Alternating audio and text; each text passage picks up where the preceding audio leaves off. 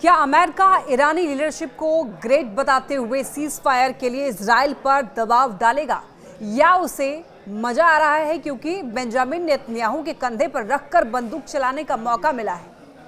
नमस्कार, मेरा नाम है लक्ष्मी और आप देख रहे हैं न्यूज़ 18 बिहार झारखंड का डिजिटल प्लेटफॉर्म।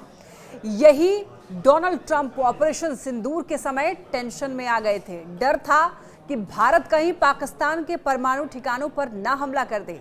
आज इजराइल ने ईरान के यूरेनियम संवर्धन केंद्र नतांज को तबाह कर दिया है। रेडिएशन चेक करने की नौबत है। हमें अमेरिका की दोहरी नीति से सतर्क रहने की जरूरत है। नहीं, हमने ईरान पर हमला नहीं किया है। इस हमले में हमारी कोई भूमिका नहीं है।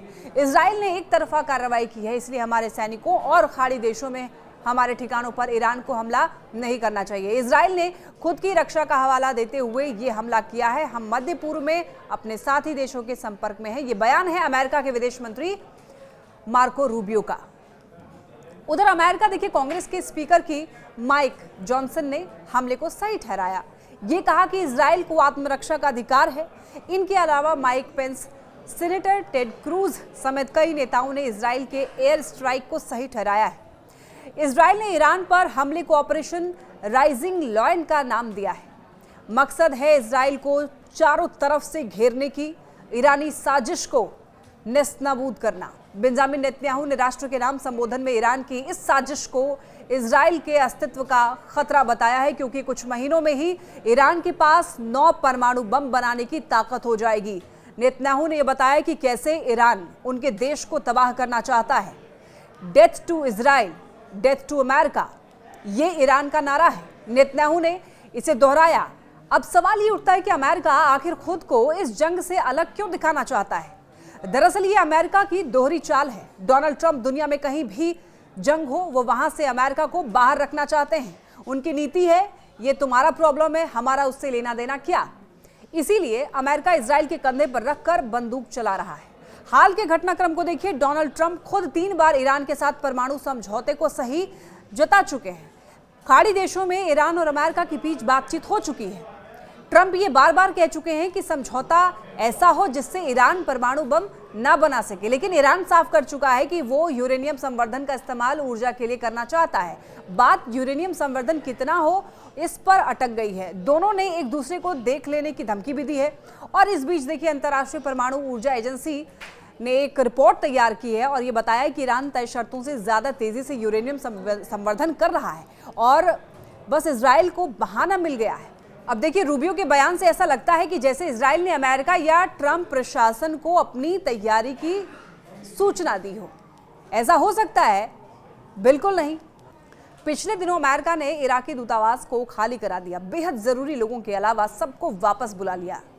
रीजन के बाकी देशों में एम्बेसी को आगाह कर दिया। मतलब ऑपरेशन राइजिंग लॉयन की जानकारी अमेरिका को थी। अब ट्रंप की बारी है। वो कभी भी इस हमले को बोल्ड एंड ब्यूटीफुल स्ट्राइक बता सकते हैं। उनका काम इजराइल जो कर रहा है, इतना तो बनता है। अब आइए ऑपरेशन सिंदूर पर ऑपरेशन राइजिंग लॉयन से तुलना करते हैं। क्या अमेरिका इजराइल और ईरान के बीच सीज फायर कराने आएगा? बेंजामिन नेतन्याहू के एक्शन पर चिंता जताएगा? ईरान के राष्ट्रपति मसूद पेजेशकियन को एक महान नेता बताएगा, जैसे शहबाज शरीफ की तुलना हमारे पीएम से की थी। क्या अंतर है दोनों ऑपरेशन में? हमने भी आत्मरक्षा में पाकिस्तानी ठिकानों को निशाना बनाया। हमने तो पहले ही आतंकी ठिकाने चुने, वो तो पाकिस्तान ने उकसाया, फिर उसके मिलिट्री बेस निशाने पर आए। पहलगाम अटैक कोई पहला नहीं था। अगर इजराइल को ये लगता है कि ईरान दशकों से उसे तबाह करने की साजिश रच रहा है, तो पाकिस्तान भी वही कर रहा है। डेथ टू अमेरिका ईरान का नया नारा है।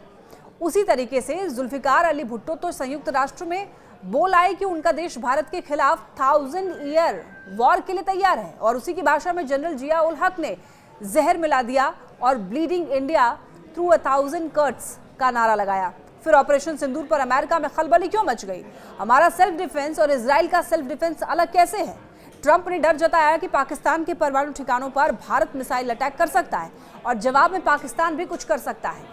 आज हालात ये हैं कि यहाँ पर आईईए ईरान के परमाणु ठिकाने नतांज में रेडिएशन का पता लगा है, जहां पर इजराइल ने मिसाइल दागे हैं।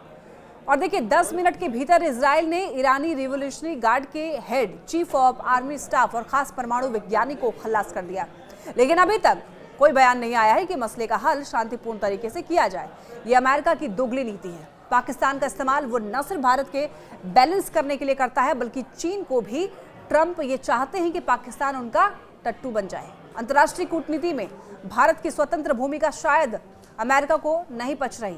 हम राष्ट्रहित में रूस के भी साथ हैं और अमेरिका के भी। उनके हितों के लिए हमारी नीति नहीं बदलती और यही ट्रंप को नागवार है। वो क्वाड तो चाहता है, लेकिन ब्रिक्स से दिक्कत है। तो ऐसी दोगली नीति के प्रति हमें सजग रहने की जरूरत है।